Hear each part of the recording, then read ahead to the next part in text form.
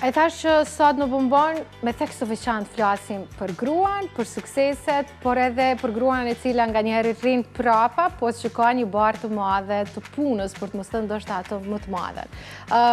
Të gjithë kemi dëgjuar nëpërmjet rrjeteve sociale që sot në kryeqytet vjen një film jashtëzakonisht i veçantë. Njëri prej atyre të cilëve ndoshta është më i veçantë për formën se si është krijuar, për buxhetin që është ndarë, për faktin që është i tëri shqiptar. Po flasim për Kazermën, një film i jashtëzakonshëm që do të ketë premierën e tij sonte në Cineplex. Ne kishim planifikuar që në këtë takim të pasdites të kemi producentin, regjisorin, skenaristin, po na ka mbetë në rrugët është Turian Hyska, i cili kishim pas dëshirë me pas kështu, po të them të drejtën, qefi na u bën edhe më i madh, ku për fol për filmin e burit, eri Orinda Huta. Faleminderit shumë, knajsi shumë të jem këtu me ju, pas shumë vite, u bën shumë vite në fakt. Po, ka shumë kohë. Edhe pse ne kemi ato gjërimet jashtëzakonisht bukura të prezantimeve këtu në 20 shumë kohë në fakt, parë të vestinje dhe jam shumë e lumtur në fakt që jam këtu sot. Janë ndër, le themi, gjurmët i mia të para kanë qenë këtu, kështu që jam shumë e lumtur. Më vjen mirë që e kujton këtë, është shumë e rëndësishme kjo. Orinda, po flasim për një film që derisa po kërkoja informacione për të, më thoshte që është pjesë e kastës edhe Orinda Huta.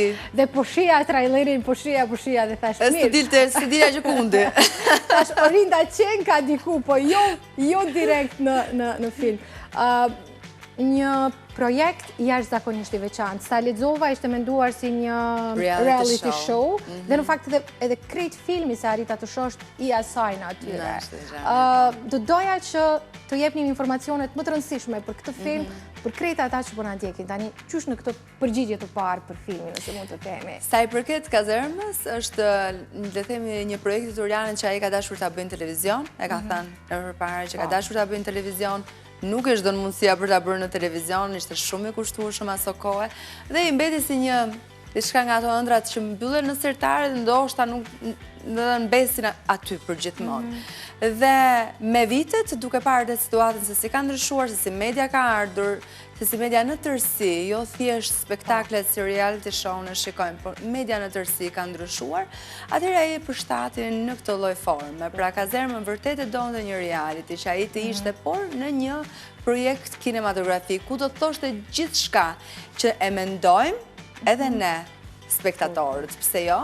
Në një formë si një tjetër, që dyshojmë ndonjëherë, se si mund të ndodhin, le themi, format pas kuintave që bëhet gjithçka për të arritur për ato klikimet, për të arritur suksesin, për të arritur parat, patisi për të arritur lavdin me çdo kusht, edhe duke shkelur mbi veten tënde, duke shkelur mbi familjen tënde, edhe duke mos mbetur në fund fare asnjë gjë. Ne këtë e shohim në përditshmëri, jo vetëm në reality show që ne shikojmë si në Shqipëri, si në Kosovë njëkohësisht, por edhe jo thjesht rëndom të reality show, e shohim edhe në televizion, për te reality show, e shohim në përditshmërinë e një tjetër institucion, që s'ka lidhje detyrimisht me televizionin, po mënyra se si ne ham njëri tjetrin dhe se si përpiqemi të hedhim poshtë njëri tjetrin për të ngritur veten në këtë lloj forme.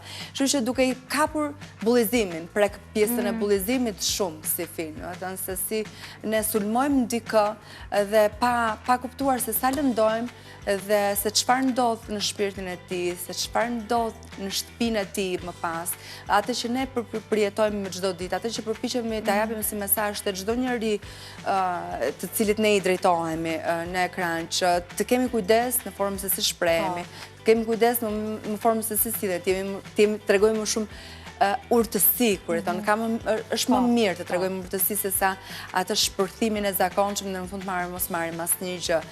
Dhe në fund fare na mbetet më shumë ai negativiteti dhe mërzia dhe ne, sepse nuk fitohet asnjë gjë nga një sjellje apo nga një askush nuk është fitues. Kështu që ky projekt i madh kinematografik sjell një reality show, sjell personazhe të famshëm në një reality show, se sa shumë të kuruar janë në momentin e parë, se sa të pastër, se sa të paqë duke në fillim, dhe pastaj fillon dhe hanë kokat e njëri tjetrit.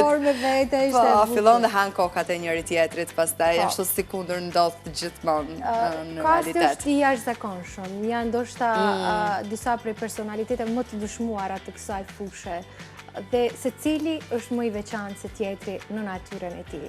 Dhe derisa po shija trailerin e filmit dhe po lexoja gjitha komentet që u dhanë për premierën që kishte në Tiranë filmi, thash po pas kemi bërë një Squid Game shqiptare ne. Në fakt e kam lexuar dhe unë këtë shpesh herë të pjesën e Squid Game.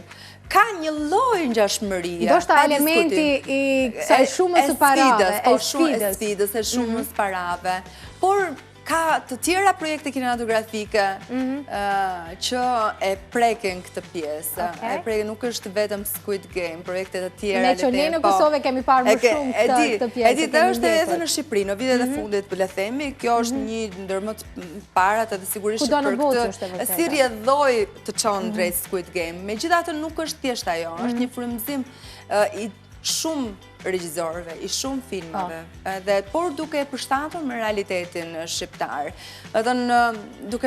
Dhe shpesh herë, kur njerëzit dolën nga ajo premier, aty kishte të ftuar kishte personazhe që kanë qenë pjesë e reality show. Edhe ka pasur nga ata që thonin kisha unë, uan pas ka bërë mua këto, ua sa bukur më ke portretizuar. Në fakt nuk ka lidhje me asnjë njeri, janë thjesht karaktere që prandaj them jo detyrimisht është një reality show që i përket Shqipërisë. Janë karaktere që ne i gjejmë për ditëshmërinë tonë, po njerëzit kanë qejf ta shohin në këtë lloj forme dhe besoj që shumë njerëz që do e ndjekin do thonë që ky është filan, këtu ka dashur të bëj filanin, këtu po bën filanin, kjo që nga mund, ky që nga mund, kështu që e jam e bindur që edhe sot kur të shkojnë kinema edhe në ditën e vazhdim, të gjithë ata që do e shohin filmin do fillojnë të gjejnë kush është njëri dhe kush është tjetri, por në fund fare të gjitha këto jam e bindur që do i harrojnë sepse mesazhi i fundit edhe mënyra se si finalizohet filmi. Unë nuk e kam parë atë, por kujtoj këtë detajin ose këtë pjesën e fundit kur njëri prej personazheve i thot Fredit, jo domosdoshmërisht duhet të fitosh. Kështu disi, ishte shumë e veçantë. Ishte thënë që duhet ta fitosh me patjetër kazerma, nuk është fundi i botës në fund fare. Por pas asaj shprehje që duket aq e paqt, aq pozitive, ti çka fshihet prapë, që na duhet me zvulu në film. Më bëri shumë përshtypje personazhi kryesor. Derisa po shija thosha, unë e kam pa dikun, unë e njoh këtë skenë, e njoh këtë lloj të flokëve, e njoh këtë pilull që po e shoh në dorë. Më lidhej me Queen, me Freddie Mercury, me këtë ikon të jashtëzakonshme të muzikës botërore. Pse këtë element, nga ky element, Olivia? Është Turane ka dashur në fakt të lidhet. Ka qenë që në fillim, që kur e ka rrëfyer dhe themi skenarin pa shkruar ende, e donte kështu. E donte që personazhet ishte i lidhur me Freddie Mercury, me Queen, me kolonën muzikore të tyre njëkohësisht që e do shumë, që e preferon shumë. Por duke treguar që personazhi ndoshta mund ta zhvilloj, sepse kazerma jo detyrimisht mund të jetë e para dhe e fundit, mund të kemi edhe një kazermë tjetër, edhe ndoshta mund të zhvillohet më tej, dhe për të kuptuar se pse ai është si Freddie Mercury dhe pse djali i tij e ka emrin Brian, një prej anëtarëve të Queen, kështu që patjetër që është i apasionuar pas Queen, dhe kjo dallohet që në filles të filmit. Dhe është bukur se ku ka gjë më bukur se ta tjesh i apasionuar pas tyre. E gjithë kolona zanore në fakt është e bazuar në këngët më të bukura të Queen, Love of My Life, të gjitha Don't Stop Me Now, të gjithë këngët më të bukura të Queen dhe ti, por të sjella patjetër në version të një kompozitorëve tanë, dhe themi se si e kanë formuluar Vivian Rama, Brizmu Saraj, se si e kam formuluar, le themi, pjesën muzikore, por ajo që mua më ka pëlqyer teorinë tjetër nga filmi është fotografia, regjia, është fantastike. Dhe në fakt, tu doja të dilja, Turiani ka zgjedhur që ky produkt të jetë 100% shqiptar.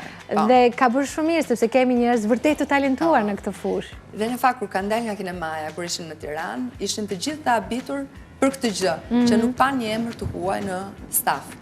Sepse zakonisht kështu ndodh, që marrin të paktën një do jetë i huaj. Jo, nuk pa asnjë person të huaj dhe Turiani kishte sfidë me veten këtë gjë për të treguar që po, edhe me shqiptar ne mundemi të bëjmë produkte shumë të mira kinematografike. Dhe besoj që ky është një bazë të fituar. Edhe të gjithë një nga gjërat pse janë mahnitur me kazerma është fakti që shqiptarët arrin të bëjnë një produkt kaq të mirë kinematografik.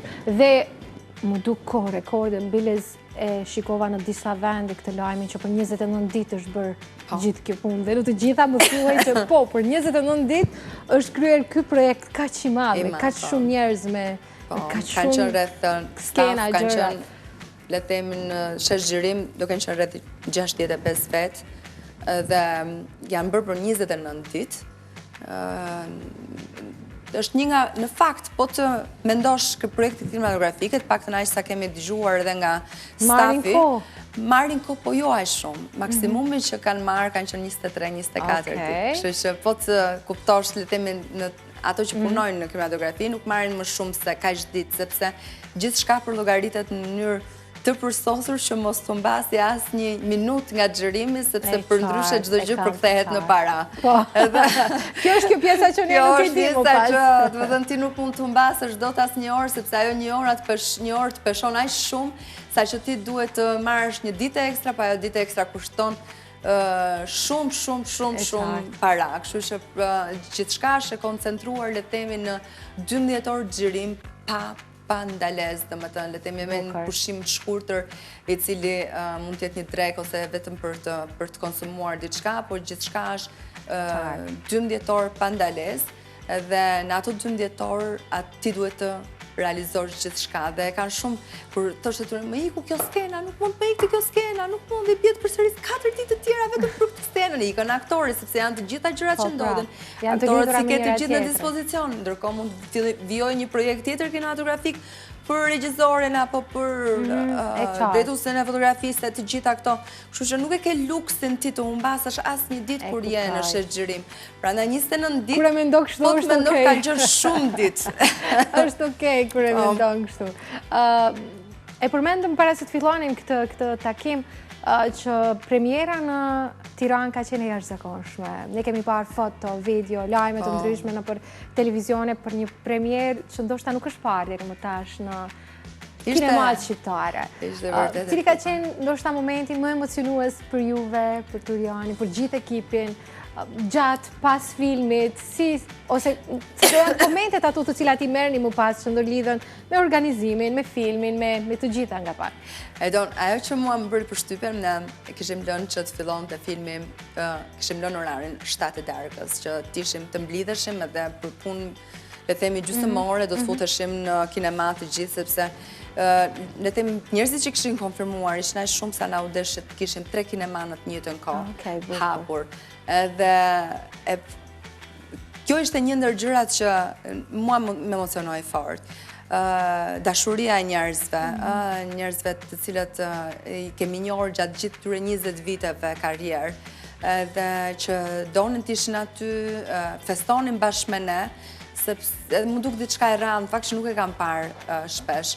Absolutisht në pjesën e skenografisë, e cila ishte e mirë menduar nga mikun shumë që duan fort Manpeza, që ai e realizoi gjithçka le të themi sipas konceptit të tij, duke përshtatur një kazermë të vërtetë në skenografi, duke sjellë personazhet që njerëzit mund të shikonin, një granatë super gjigande e cila qëndroi aty për 5 ditë dhe njerëzit edhe të tjerë kishin mundësi që të bënin fotografi.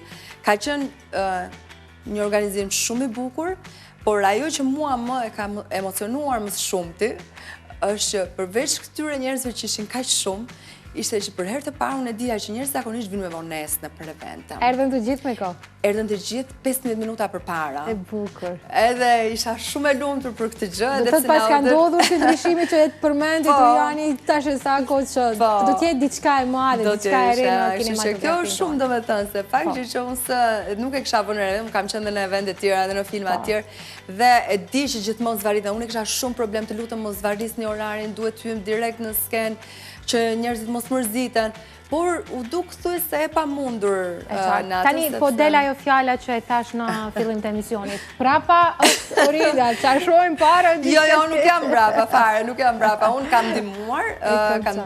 Prapa kamerave po flasim këtë rast. Prapa asaj që ne shohim teksa na prezantohet. E di çfarë do të thuash, por unë jam thjesht një ndihmë e vogël në këtë produksion sepse e ndjejt jem aty, e ndjejt jem që ta drejtoj, duke qenë se ne të gjithë njerëzit i njohim personalisht edhe i kemi kontaktuar të gjithë personalisht sepse i kemi miq edhe unë nuk mund ta lejoj kurse që të ftoheshin nga dikush tjetër, le të themi, qoftë edhe në premier.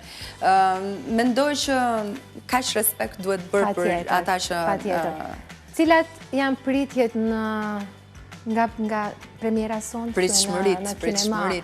Pritshmërit janë të mëdha, absolutisht janë të mëdha, shumë janë të mëdha. Miq kemi që vinë prej Prishtinë, jo vetëm, që do t'jenë në premier, që kanë konfirmuar që do t'jenë premier, por gjithashtu na vinë nga Tirana, njëkohësisht vinë edhe miq të tjerë që duan ta shohin premierën në Prishtinë, edhe jam shumë e lumtur në fakt që Kazerma tashmë fillon rrugtimin e vetë në Prishtinë dhe jo vetëm, në të gjithë Kosovën.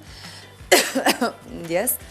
Edhe shpresoj që do ketë të njëjtin rrugtim si Tirana. Të njëjtin rrugtim si Tirana, sepse në fund fare është një film i cili flet për realitetin që ne jetojmë. Është një film me mesazhe shumë të forta.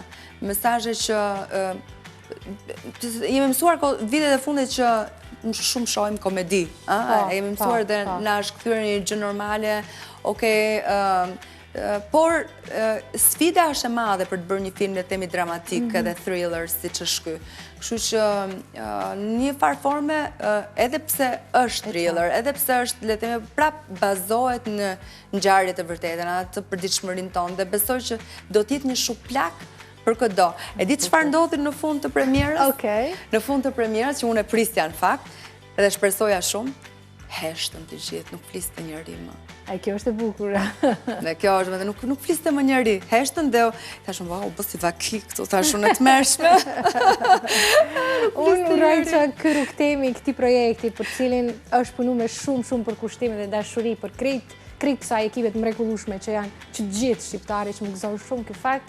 Ketë një rrugtim suksesshëm, jo vetëm në Prishtinë dhe Tiranë, por në për gjitha kinemat, sepse e di që do t'jetë një rrugtim në për kinemat shqiptare, jo vetëm në Kosovë dhe Shqipëri, por edhe ku ka vende të tjera. Po, do shkojmë në një rrugtim edhe jashtë, pa diskutim, do t'kemi dhe një turne, po pasi të përfundoj Shqipëria e Kosovë, njëkohësisht. Tani, me të pas një periudhe kaq gjatë, prap në 21 edhe mos me t'i bodhe një 2-3 pyetje tjera. Me gjithë qefet. Kanë me më kritiku të gjithë, po që është kjo profesionalizëm, se edhe së për filmin. E përmendëm para se të fillanim takimi, sepse ne themi e përmendëm dhe shikuesit nuk na kanë dëgjuar. Një podcast jashtë zakonisht të veçantë që ka kohë që Orinda e ka filluar dhe nuk mund të mos pyes për të, sepse për herë të parë, ndoshta ne kemi parë diçka shumë të veçantë që i dedikohet vetëm nënave.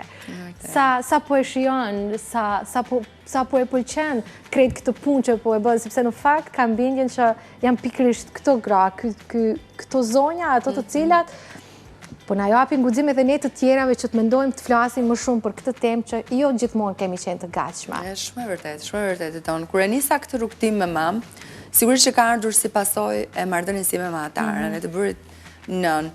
Edhe duke qenë se përditshmëria ime ka qenë kaq shumë e lidhur vetëm me ataren dhe e doja atë gjë, e dashuroja atë gjë.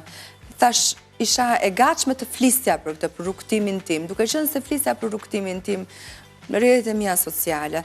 Atëherë kjo ka qenë në fakt ide e Turianit si podcast.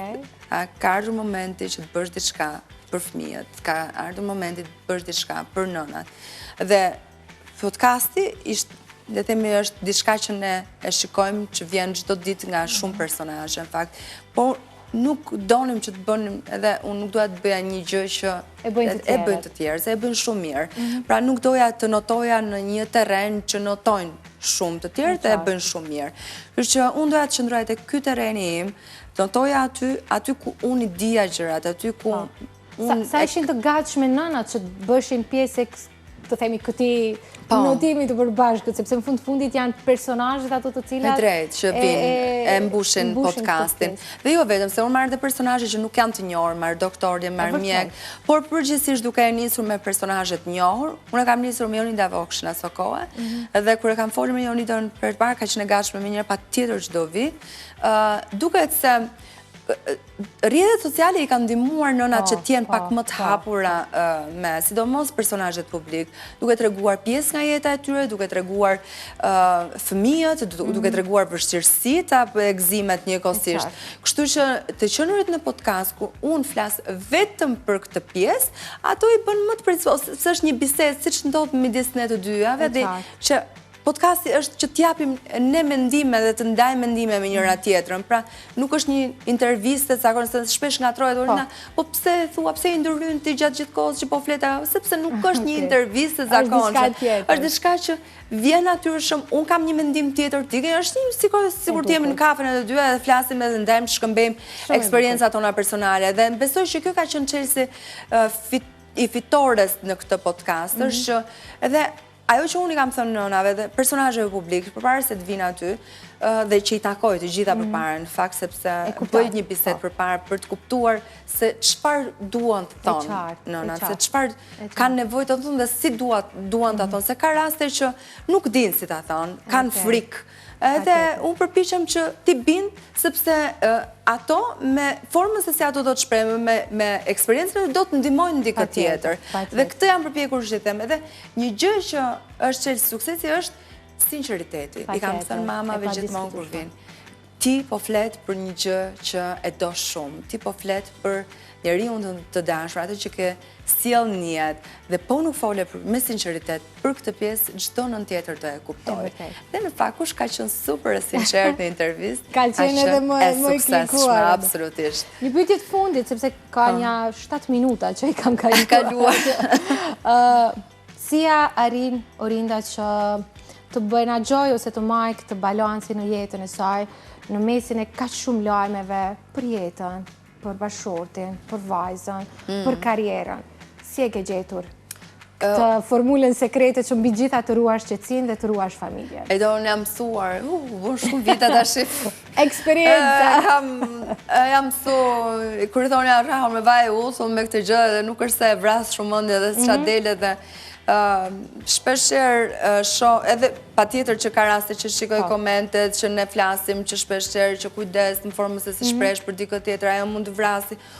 Për mua është okej, po ka raste që edhe mund të më lëndon ndonjëherë, nuk e diet, varet si jam në atë moment, varet jam me më shumë emotive se ç'duhet në atë moment, kështu që ajo mund të ndikoj jo fort mirë emocionalisht tek unë.